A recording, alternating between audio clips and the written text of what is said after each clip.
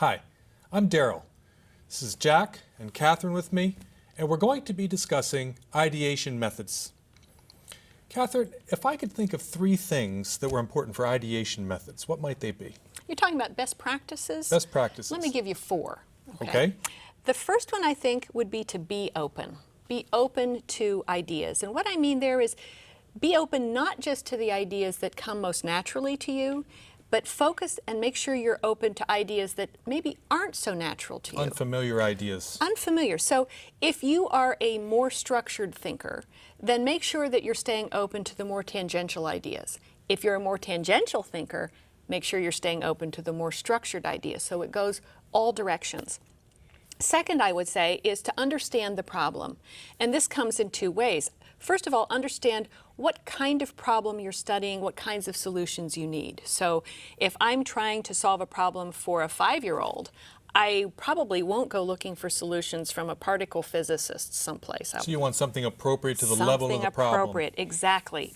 And then I also want to keep track of where I am in the problem-solving process. So am I at the beginning, where normally the solutions I'm looking for are more conceptual, maybe Divergent. more general? Yeah.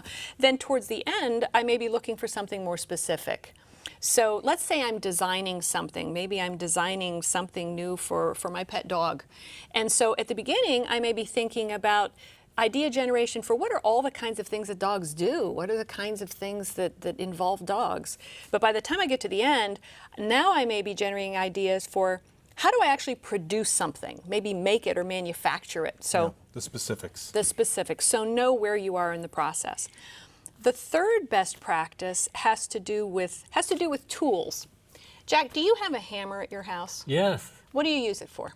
Nails. Nails. Okay, do you ever use it for tying your shoes? No. Do you ever use it for combing your hair? Hopefully never.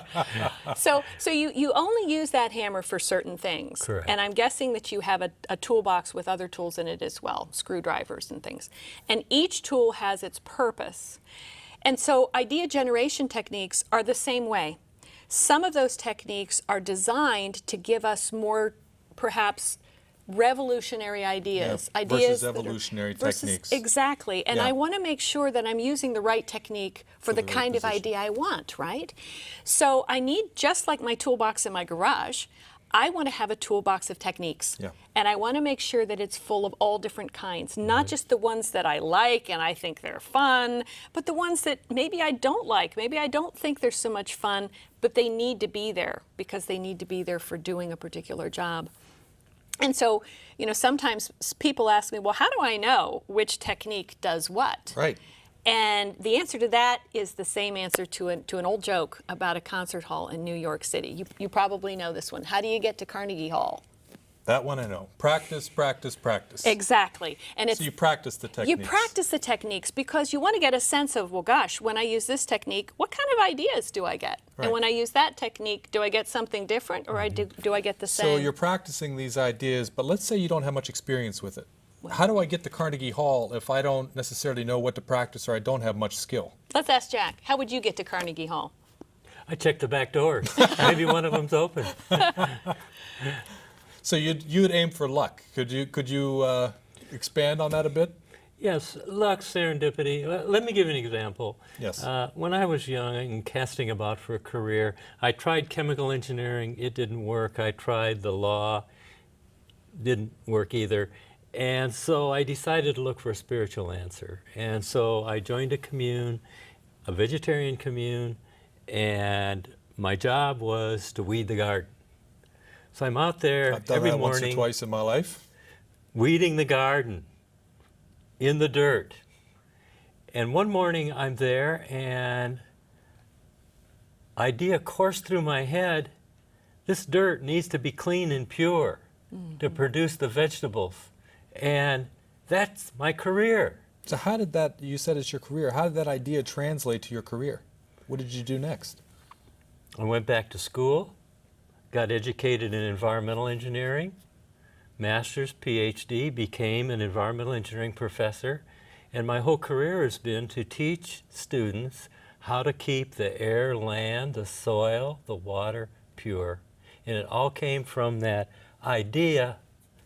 So in that case, you were able to start from a somewhat menial task and expand it into where you were going to go to school and get your PhD and eventually your career. It was a string of luck. But this is a course on creativity. How do we master that luck? How do we control that luck? What are the barriers? Well, the barriers are we tend to be focused rather than what I'll call mindful, the Buddhist concept of mindfulness, and be aware of our surroundings and be aware at any time that ideas might and happen. thoughts, something may happen, and to grab those and go with them. Yeah, and I hear what you're saying about these menial tasks. I know I get the same thing that happens when I'm driving a car or when I'm showering or, you know, different people have different times when... I wash the floor. You wash the floor. So we have these times when we are doing menial tasks perhaps and the ideas descend upon us, and the key is to really be aware during those times. And we can make our own luck by getting involved with any number of things, whether it's driving or some people go for a run, some people join a club, maybe a Rotary Club or a Kiwanis Club, or some people will join a group at their church. So there are different ways to get involved and to master the luck, so to speak. Well stated.